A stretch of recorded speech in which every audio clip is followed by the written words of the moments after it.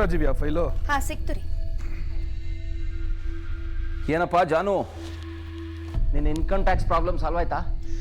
ಅದ್ಯಾರೋ ಹೊಟ್ಟೆ ಕಿಚ್ಚಿಂದ ಸುಳ್ಳು ಕಂಪ್ಲೇಂಟ್ ಕೊಟ್ಟಿರೋದು. IT ಅವ್ರು ಬಂದರು, ರೆಕಾರ್ಡ್ ಚೆಕ್ ಮಾಡಿ ಹಂಗೆ ಹೋದ್ರು. ನೀನು ಅವತ್ತು ರೈಡ್ ಅಂತ ಹೇಳಿದಾಗಲೇ ನನಗೆ ಗೊತ್ತಾಯಿತು ಇದು ಯಾವುದೋ ಫೇಕ್ ಕಂಪ್ಲೇಂಟ್ ಅಂತ. ಸಿಂಧು ಪೋಸ್ಟ್ ಮಾರ್ಟಮ್ ರಿಪೋರ್ಟ್ ಇದೆಯಾ? ನನ್ನ ಹತ್ರ ಇಲ್ವಲ್ಲ, ವೀರೇಂದ್ರ ಬಾಬು ಹತ್ರ ಇದೆ. ಸತ್ತಿರೋದು ನಿನ್ನ ಸೊಸೆ ಕಣೋ. ಸೊಸೆ ಸತ್ತಿದ್ದಕ್ಕೆ ಸೂಕ್ತವಾದ ದಾಖಲಾತಿಗಳು ನಿನ್ನ ಹತ್ರ ಇರೋದು ಬೇಡವಾ? ರಾಜೀವಿ ಮೇಡಮ್, ಚೆನ್ನಾಗಿ ಅಡುಗೆ ಮಾಡಿಬಿಟ್ಟು ಗಂಡನಿಗೆ ತಿನ್ನಿಸಿದ್ರೆ ಸಾಲದು. ಈ ಥರ ವಿಚಾರಗಳನ್ನು ಆವಾಗ ನೆನಪಿಸ್ತಾ ಇರಬೇಕು. ಗಂಡಸರು ಮರ್ತು ಬಿಡ್ತಾರೆ. ಇಲ್ಲ ಅಂದರೆ ಅಲ್ಲ ಕಣೋ, ಇದು ಕಾನೂನು ಮತ್ತು ಪೊಲೀಸಿನ ವ್ಯಾಪ್ತಿಗೆ ಬರೋ ವಿಷಯ ತಾನೇ. ಯಾವಾಗ ಬೇಕಾದರೂ ಯಾರನ್ನು ಬೇಕಾದರೂ ಪ್ರಶ್ನೆ ಕೇಳ್ಬೋದು, ಗೊತ್ತಾ ನಿನಗೆ?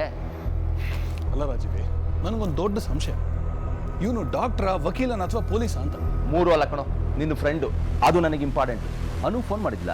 ಹೇಗಿದ್ದಾಳಂತೆ? ಅವ್ರು ಯಾರೂ ಫೋನ್ ಮಾಡಿಲ್ಲ. ಅವ್ರು ಇರೋ ಜಾಗದಲ್ಲಿ ನೆಟ್ವರ್ಕ್ ಇಲ್ಲ ಅನ್ಸುತ್ತೆ. ಹೋಗ್ಲಿ ಬಿಡು, ಅಣ್ಣ ಇದಾನಲ್ಲ, ಜಾಸ್ತಿ ಜವಾಬ್ದಾರಿ ಇಲ್ಲದೆ ಇದ್ರು ಸುಳ್ಳಂತೂ ಹೇಳಲ್ಲ ಅವನು. ಈ ಮನೆಯಿಂದ ದೂರಿಗೆ ಸುತ್ತಾಡ್ಕೊಂಡ್ ಬರಕ್ ಹೋಗಿರೋದು 2 ವಿರಹಿಗಳು. ಅಲ್ಲಿ ಏನೇನಾಗುತ್ತೋ ಅತ್ತೆ, ಅವ್ರಿಬ್ರು ಪ್ರೀತಿ ಹಗ್ಗ ನಿಮ್ ಕಾಲಿಗೆ ಸಿಗಾಕೊಳ್ಳೋದಂತೂ ಗ್ಯಾರಂಟಿ. ರಾಜೀವಿ ಅವರೇ, ಏನ್ರಿ ಅಷ್ಟೊಂದು ಗಾಢವಾಗಿ ಯೋಚನೆ ಮಾಡ್ತಿದ್ದೀರಿ? ನಿಮ್ಮ ಯಜಮಾನ್ರ ರೂಲ್ಸ್ನ ಬ್ರೇಕ್ ಮಾಡಿ ನನಗೊಂದು ಲೋಟ ಸ್ಟ್ರಾಂಗ್ ಕಾಫಿ ತಂದುಕೊಟ್ರೆ ನಿಮಗೆ ಪುಣ್ಯ ಬರುತ್ತೆ, ದೇವರು ಒಳ್ಳೇದು ಮಾಡ್ತಾನೆ.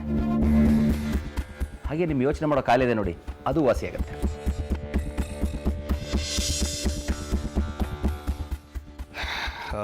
ಮೋಹನ,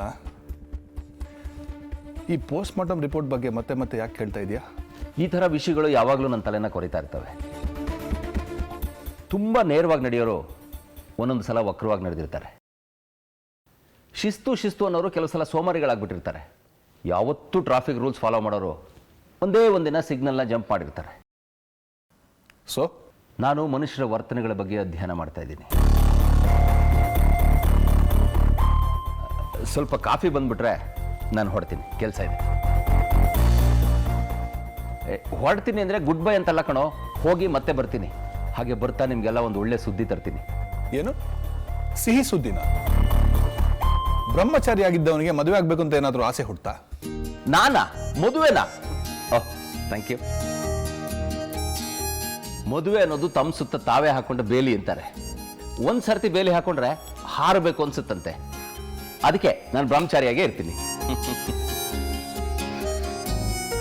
ಏ ಜಾನು, ನೀನು ಮದುವೆ ಆಗಿದೆಯಲ್ವಾ? ಜೀವನದಲ್ಲಿ ಒಂದು ಸರ್ತಿನೂ ರಾಜೀವ್ ಅವ್ರು ನಿನ್ನ ಕಣ್ಣಿಗೆ ಸುಂದರವಾಗಿ ಕಾಣಿಸೇ ಇಲ್ವೇನೋ? ಏಯ್, ಅದಕ್ಕೆ ಅಲ್ವೇನೋ ನೋಡಿದ ತಕ್ಷಣ ಹಿಂದೆ ಮುಂದೆ ಯೋಚನೆ ಮಾಡದೆ ಮದುವೆ ಆಗಿರೋದು. ಮತ್ತೆ ರೊಮ್ಯಾಂಟಿಕ್ ಆಗಿರೋ ಪುಣ್ಯಾತ್ಮ ಏನು ಜೀವನ ಪೂರ್ತಿ ಈ ಥರ ಮುಖ ಗಂಟಾಕೊಂಡೇ ಬದುಕಬೇಕು ಅನ್ಕೊಂಡಿದ್ಯಾ ಏನು?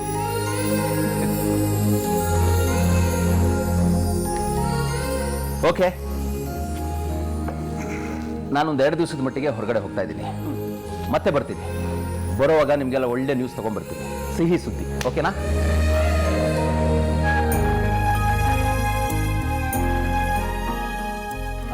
ಮೇಡಮ್ ತಗೊಳ್ರಿ, ಇಬ್ರು ಶೇರ್ ಮಾಡ್ಕೊತೀನಿ ರೊಮ್ಯಾಂಟಿಕ್ ಆಗಿ.